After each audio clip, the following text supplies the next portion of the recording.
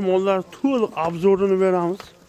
Mana shu mollarni xudo xolasa necha kilodan chiqqanligi haqida. 60 mingdan 5 kilodan skidka bo'lib to'lov ham ketyapti. Mana patpischilar tomosha qilinglar. Mana birinchisi, mana ikkinchisi canavar. Qoch, urushma.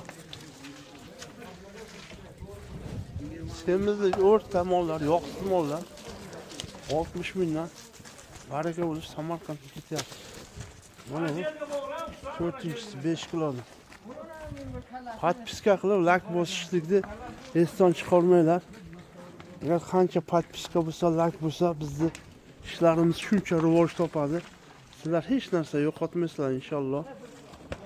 Olgan ham, sotgan ham baraka bo'lsin. Mana shu kanalga a'zo bo'lgan ham mana shunday mollarni boqib sotishlik nasib qilsin. Ro'za kunlarida barchamizga duoda bo'linglar. Shunaqa chiroyli videolar chiqarishlikni sizlarga ham nasib qilsin. Mana shu holat. Alloh baraka bersin.